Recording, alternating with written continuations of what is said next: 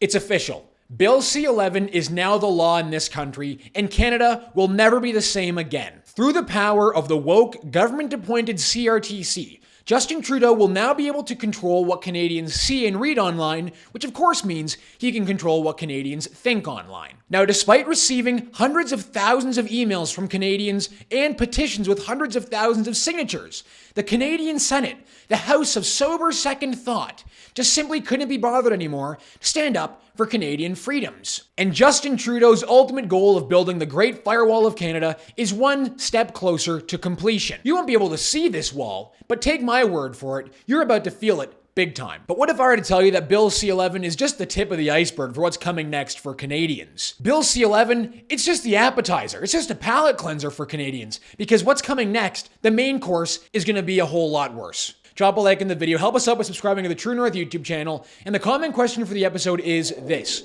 are you using a VPN yet? And if not, what are you doing? Let me know in the comments, and let's get into it. You all know what C-11 is really about. The government tells you it's about promoting Canadian movies, music, and television on Netflix, Disney+, and Spotify. But really, what's going on here is the federal government wants to force-feed Canadians substandard and unwatchable legacy media on YouTube and other social media platforms and suppress high-quality, independent journalism that challenges this government. But by doing so, the government will also be censoring your own social media posts, whether they be of high quality or not. Not only has the government given themselves the power to control what you see online, they're also creating a closed-off pool of Canadian digital talent that will protect them from any independent competition. They have destroyed the idea of a free and open digital media marketplace to protect a small group of government-approved legacy media digital talent that is frankly horrendous. We're talking less ratioed, more insufferable reruns of Family Feud Canada. Now, Pablo Rodriguez, Justin Trudeau, and other Liberal MPs have routinely tried to reassure Canadians that the government is not trying to regulate your user-generated content. That would be anything you post online of any substance whatsoever. Speaker, we have been very clear. Bill C-11 applies to platforms, not to users. Bill C-11 clearly outlines that the regulator will have no power to regulate the everyday use of social media by Canadians.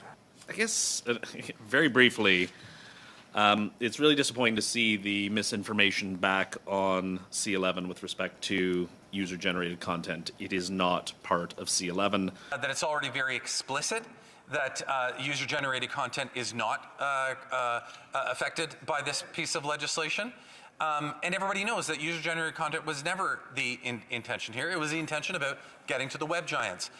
My understanding is from reading this bill, speaking to the various officials, that content user generation is not going to be impacted at all. But everything the government has done since introducing Bill C-11 would say otherwise. When two Trudeau-appointed Liberal senators tried to get Canada's censor, the Minister of Canadian Heritage, Juan Pablo Rodriguez, to accept a Senate amendment excluding user-generated content from Bill C-11, Rodriguez flatly rejected the amendment and said he would not be accepting any amendments to the bill that would fundamentally change the bill.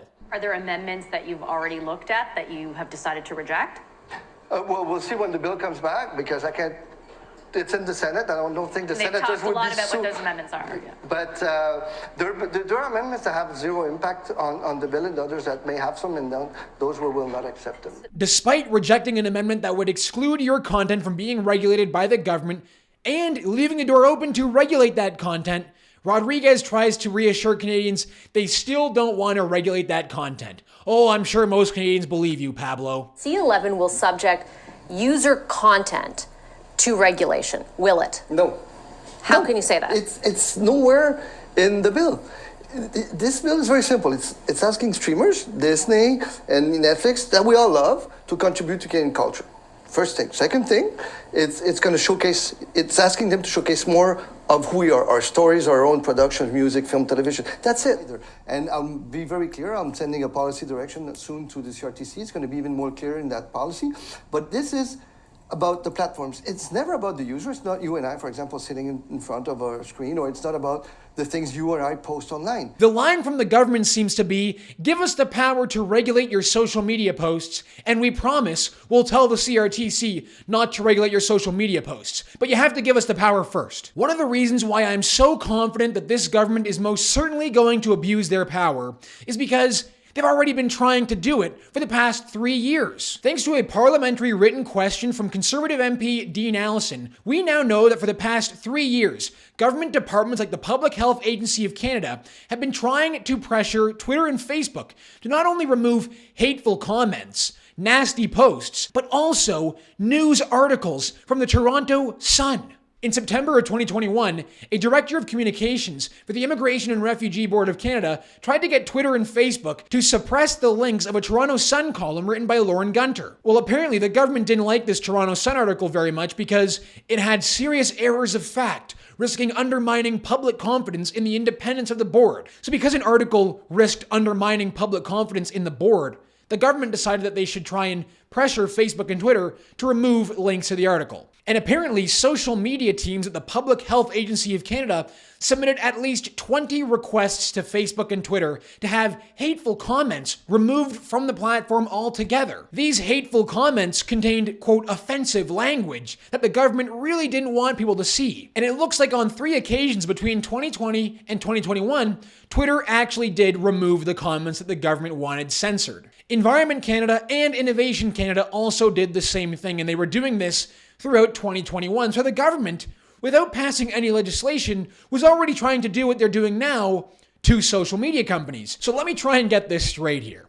The government for years had been trying to censor our conversations, our comments, and our social media discussion. But now that they have the power to do exactly that, they're not going to do the same thing? The government must have really low expectations for the intelligence of Canadians for them to expect us not to realize what they're really up to. That's fine, we'll just trust Justin Trudeau to write a policy directive telling them not to do exactly this. But like I said, C11, it's just the palate cleanser. There's 2 more pieces of legislation that are still to come that will complete the Justin Trudeau China-style firewall across this country. Bill C-18 is a money grab for failing legacy media giants that no Canadians can afford to read anymore and no Canadians want to read anymore. Basically, C-18 is going to force big tech giants like Facebook, Google, and Twitter to pay legacy media giants every time those legacy media giants post a news article on Facebook or Twitter. Now, if that makes no sense to you, you're not alone. Everyone else thinks it's completely absurd. The government wants Facebook to pay Globe and Mail every time the Globe and Mail makes a post on Facebook. That would be like forcing the company that built the highway to pay every driver every time that driver uses the company's highway. But what's the desired outcome of a bill like this, given that most Canadians use social media to get their news? Facebook, for example, has just threatened to outright block any news company that wants to post Canadian news articles on Facebook if they have to pay them. What would that do? Well, it's simple. It would force Canadians to rely simply on legacy media old brand names like the ones that are failing and the ones that are paid off by Trudeau to get their news. So, by forcing tech giants to suppress news links, they're forcing Canadians to revert to old habits to get news. They will end up going to government-approved legacy media sites that never hold the government to account. But the online harms bill is perhaps even worse.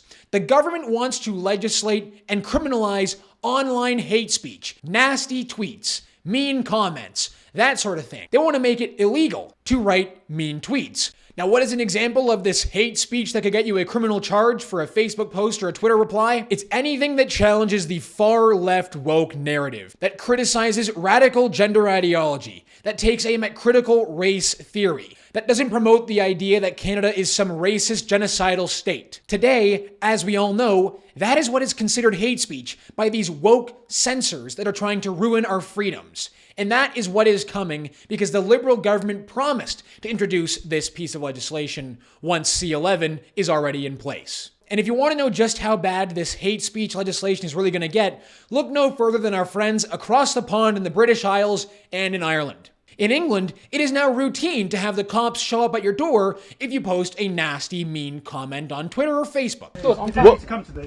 What did it need to come to? Tell us why you escalated it to this level, because I don't understand.